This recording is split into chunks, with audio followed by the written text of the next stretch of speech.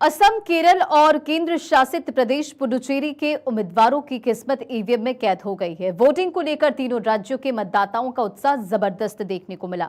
असम में वोटिंग के सारे रिकॉर्ड टूट गए तो पुडुचेरी में आजादी के बाद सबसे ज्यादा मतदान हुआ। केरल में पिछली बार से ज्यादा वोटिंग रही। चुनाव आयोग ने फिलहाल फाइनल आंकड़ा अभी जारी नहीं किया है। असम और पुडुचेरी ने वोटिंग का इतिहास रचा तो केरल में भी मतदाताओं ने बढ़ चढ़कर मतदान किया है और तस्वीरें भी आपने देखी कि किस तरह से पोलिंग स्टेशन से तमाम तस्वीर जहां भारी संख्या में मतदाता नजर आए। असम की 126 सीटों पर 85.89% लोगों ने अपने मताधिकार का प्रयोग किया तो पिछले चुनाव से ये ज्यादा रहा। पुडुचेरी की 30 सीटों का अगर जिक्र करें तो 89.08% मतदान रहा जो 2021 के चुनाव से 6% ज्यादा मतदान हुआ। केरलम की कुल 140 विधानसभा सीटों के लिए 77.38% मतदान रहा जो पिछले चुनाव से 1% ज्यादा है।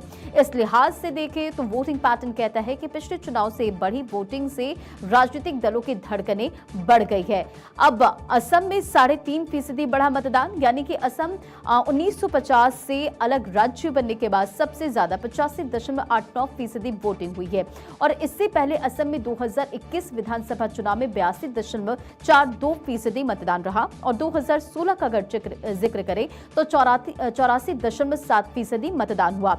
इस तरह से असम में वोटिंग के सारे रिकॉर्ड टूट गए और पिछली बार से करीब 3.5% ज्यादा मतदान रहा। वोटिंग पैटर्न बताता है कि मतदाताओं का उत्साह सियासत में बड़ा गुल खिला सकता है।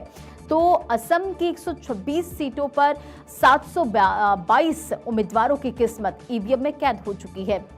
राज्य में परिसीमन के बाद पहली बार चुनाव हुए। वोटिंग पैटर्न देखें तो असम के कुल 35 जिलों में से 26 जिलों में 80% से ऊपर मतदान रहा। असम में सबसे ज्यादा मतदान 95.56% और साउथ सलमारा का अगर हम जिक्र करें तो इस जिले में हुआ है सबसे कम वोटिंग जो फीसदी रहा है वो है 75.25 जो कि वेस्ट कार्बी एंगलोंग में हुई है। तो ये तमाम अपडेट्स और इसी के साथ असम में अगर 2021 के विधानसभा चुनाव को देखें तो 82.42% मतदान रहा जबकि 2016 में 84.7% मतदान हुआ। 2016 की तुलना में 2021 में 2% मतदान कम था और जिसका असर सीटों में भी दिखा था। राज्य में 80% से ऊपर जब मतदान हुआ है तो बीजेपी की सरकार आई है और पिछले 2 विधानसभा चुनाव के नतीजों को देखें तो यही कह रहे हैं कि असम के राजनीतिक इतिहास में वोटिंग पैटर्न को देखें तो 7 से 8% वोटिंग फीसदी बढ़ने से करीब या फिर घटने से सत्ता बदलती रही है। 2016-2021 के चुनाव की अगर आप तुलना करते हैं देखते हैं तो 8% मतदान ज्यादा हुआ था तो कांग्रेस को सत्ता से बाहर होना पड़ा था और बीजेपी सत्ता में पहली बार आई थी। इसके बाद 2021 में वोटिंग फीसदी का अगर हम जिक्र करें तो 2% की कमी आई थी तो सत्ता में बनी रही। इससे पहले असम चुनाव में 2001 में सत्ता बदली थी और उस समय भी वोटिंग फीसदी में 8% की बढ़ोतरी थी।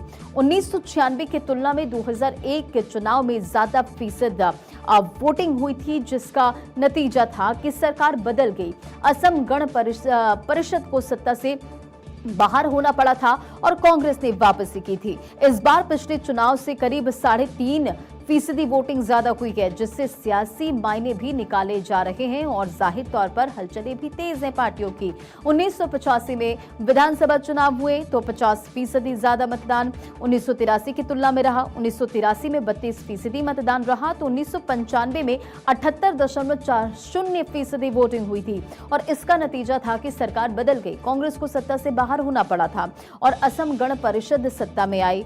इसके बाद 1991 के चुनाव का अगर हम जिक्र करते हैं तो यहां पर 68.30% मतदान रहा जो पिछले चुनाव की तुलना में 10% कम रहा और इस बार भी सत्ता बदल गई। 1996 के चुनाव में 70.30% मतदान रहा जो पिछले चुनाव से करीब 2% ज्यादा रहा था और इसके चलते सरकार बदल गई। 2001 के विधानसभा चुनाव में 77.30%, 2006 में 75%, 2011 में विधानसभा चुनाव में 76% मतदान रहा और इन तीनों ही चुनाव में कांग्रेस सत्ता में बनी रही।